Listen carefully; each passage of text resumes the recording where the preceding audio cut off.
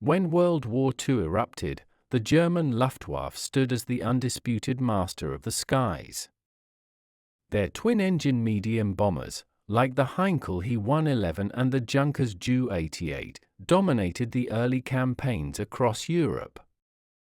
These aircraft fulfilled the Blitzkrieg's tactical needs, focusing on short-range strikes and air superiority over the battlefield. German military doctrine was centered on a fast, decisive war that would never require sustained, long-range strategic operations. This tactical focus led to a fundamental, yet fatal, blind spot in their intelligence assessments of Allied air power. The Luftwaffe's primary concern remained the RAF's fighter and bomber forces operating directly over the European continent. They viewed the American medium bombers, designed for coastal patrol or theater support, with a degree of dismissive arrogance. They believed that any threat originating from across the vast oceans was a logistical fantasy, not a real military possibility. The concept of a powerful, coordinated long-range strike far behind their lines seemed structurally impossible for their enemies. They held a deep-seated conviction that their powerful defensive perimeter could handle anything the Allies might develop in the interim. This early confidence created a strategic vulnerability that would eventually be brutally exposed across two distant global theaters. The world was about to witness a shocking demonstration of American reach and ingenuity that completely upended the calculus of global air war. The twin-engine bomber was about to prove that a mid-sized aircraft could deliver a punch that resonated worldwide. It was a lesson in underestimation, delivered with fire and fury. The B-25 Mitchell bomber was a sturdy, reliable workhorse initially designed for medium-altitude bombing and patrol missions.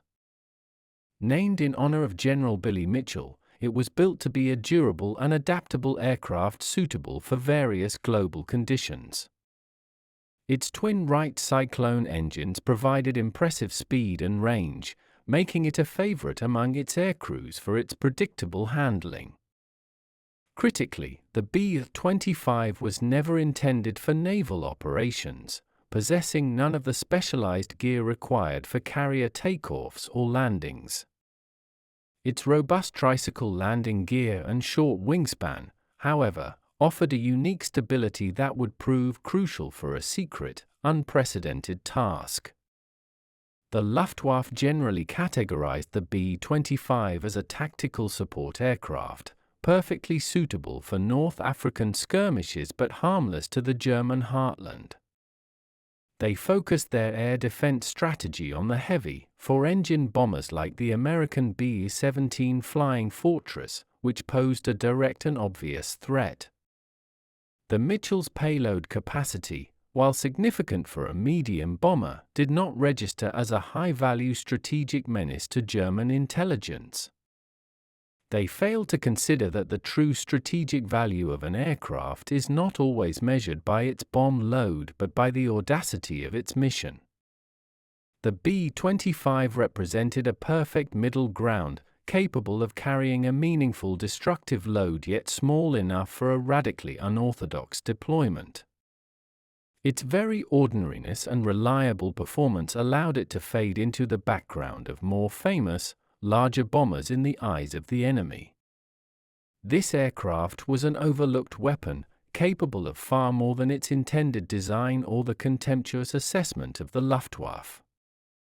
The stage was set for a proving ground halfway around the world that would redefine its legacy forever.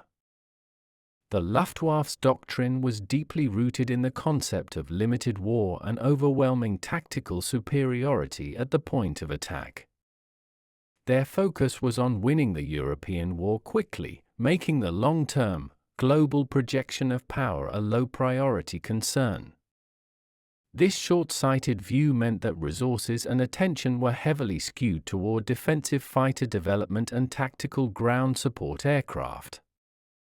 The logistical challenge of launching a medium bomber against targets thousands of miles away was deemed insurmountable by German military planners. Intelligence reports on American aircraft were often discounted or filtered through the lens of European theater operations, minimizing overseas capabilities. The B-25, in particular, was seen as a regional nuisance, deployed in the Mediterranean and China-Burma-India theaters, far from the central conflict. Luftwaffe training and countermeasures rarely prioritized scenarios involving a surprise, long-range attack from an unconventional direction. This institutional arrogance stemmed from Germany's geographic security in the heart of Europe, shielded by vast territories and oceans.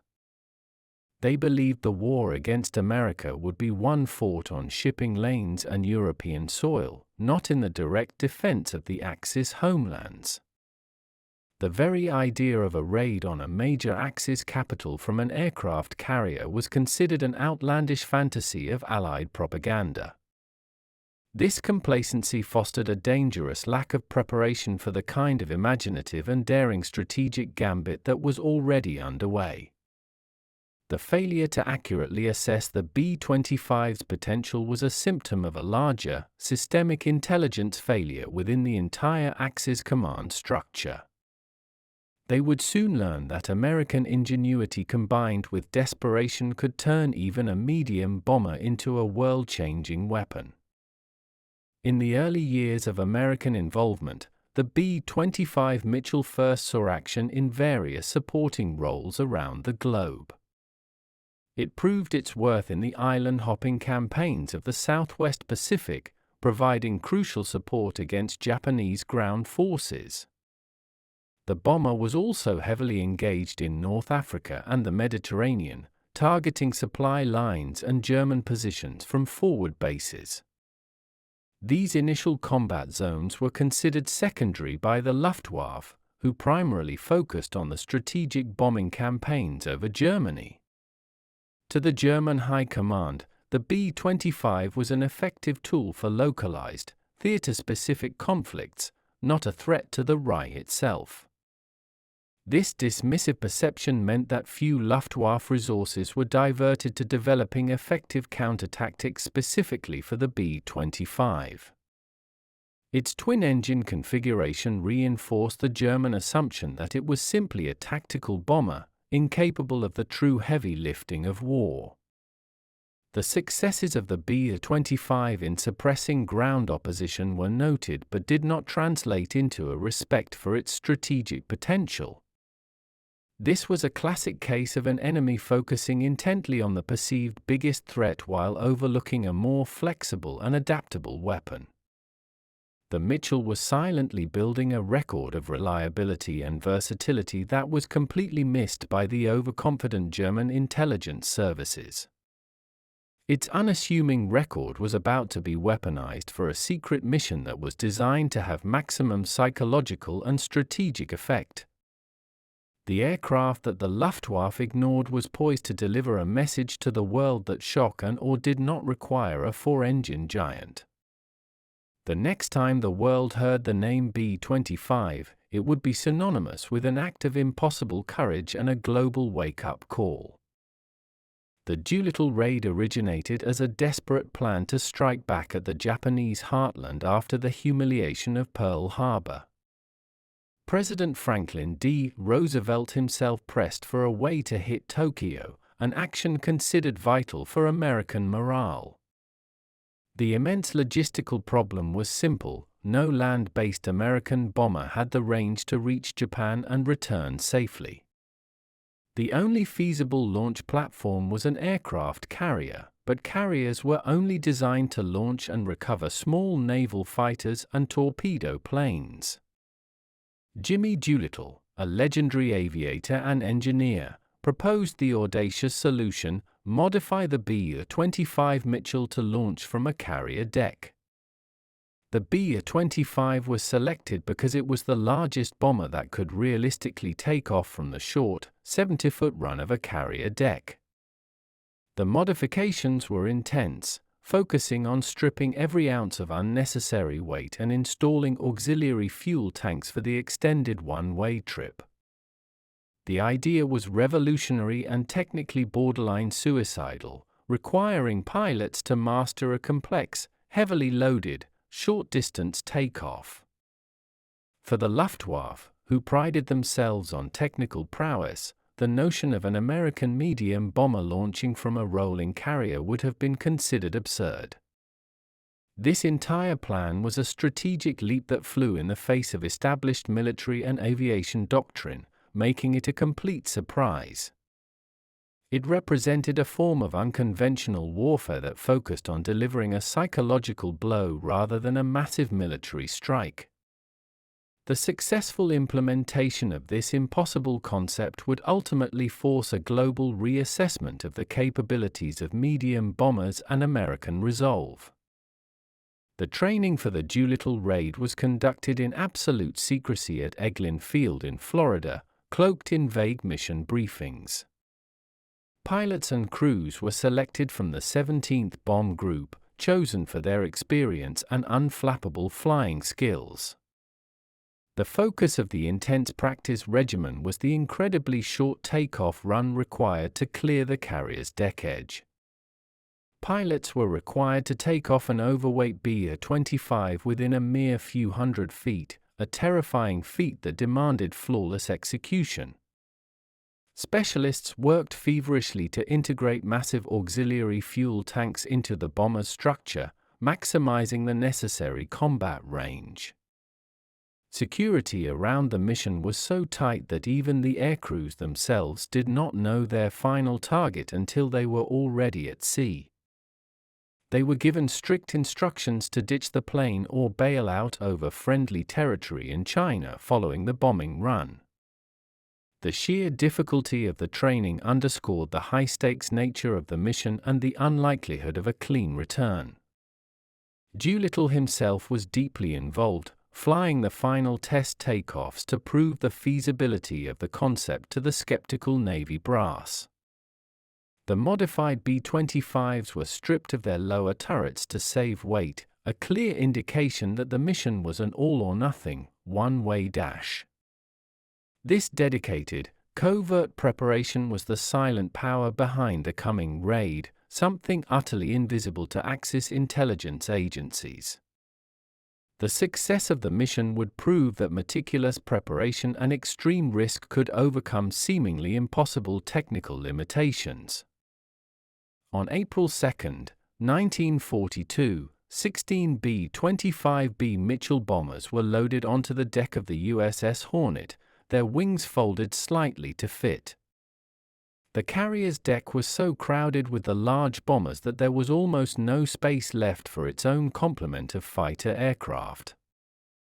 The Hornet, escorted by a small task force, then slipped silently out of port and headed across the immense, hostile expanse of the Pacific Ocean.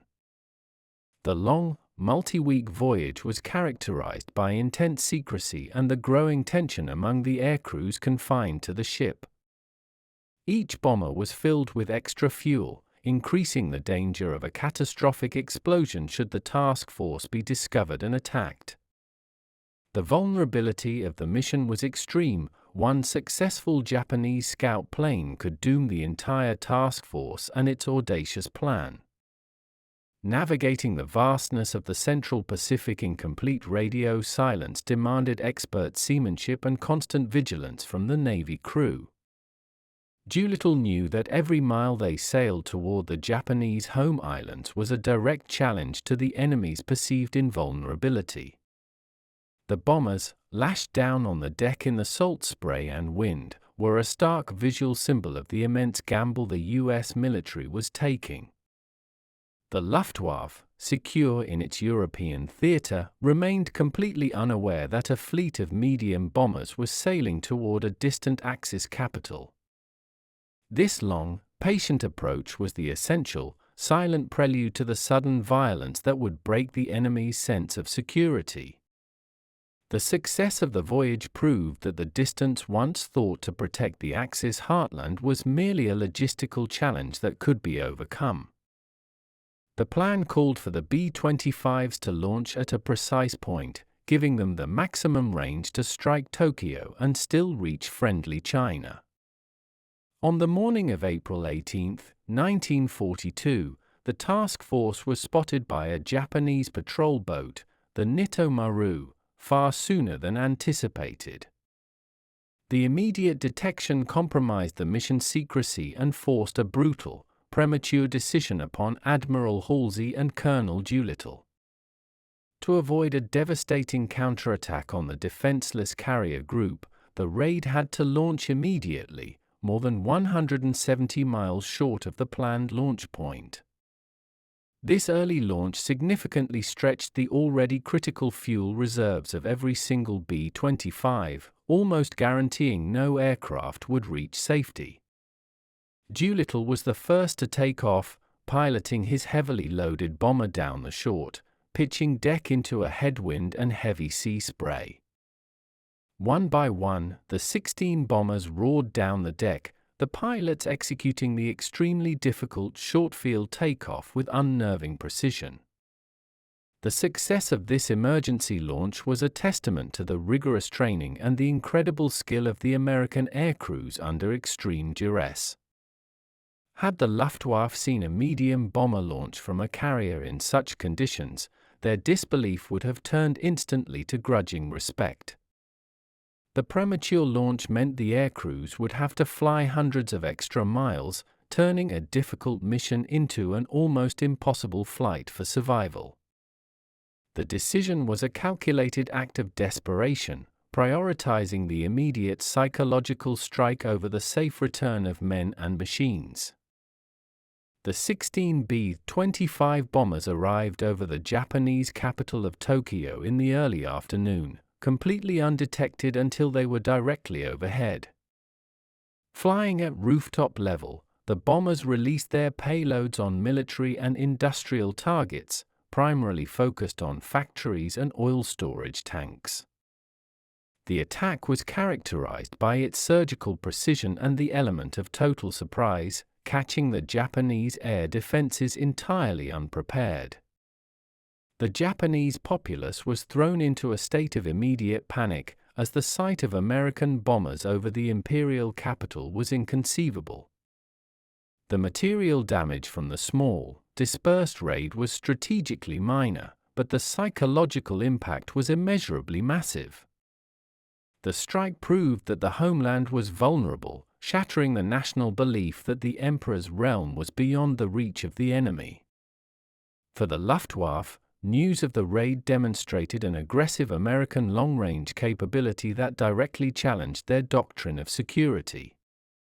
They had previously scoffed at the idea of such an oceanic, non-stop strike, believing that such a logistical feat was purely fantasy. The very fact that a twin-engine medium bomber had delivered this punch made the revelation all the more alarming for German strategists. It signaled that American technical innovation and willingness to embrace extreme risk were greater than their intelligence estimates had predicted.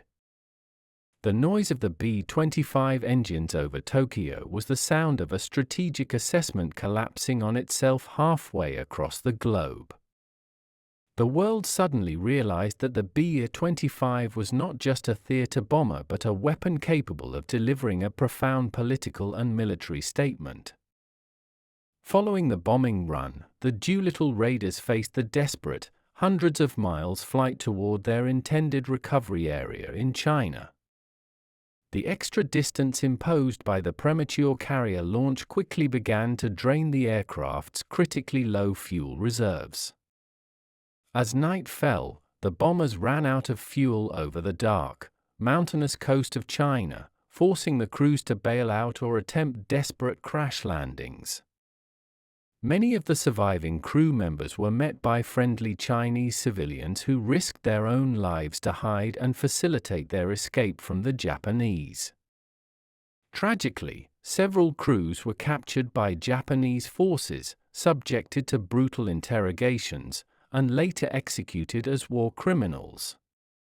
Despite the near-total loss of the aircraft, the mission was instantly declared a stunning, morale-boosting success back in the United States. The sacrifice of the planes and the incredible ordeal of the crews were seen as a price worth paying for the massive strategic and morale benefits gained. The Luftwaffe could only watch this event unfold, recognizing the sheer commitment of the Allies to strike even when faced with impossible odds.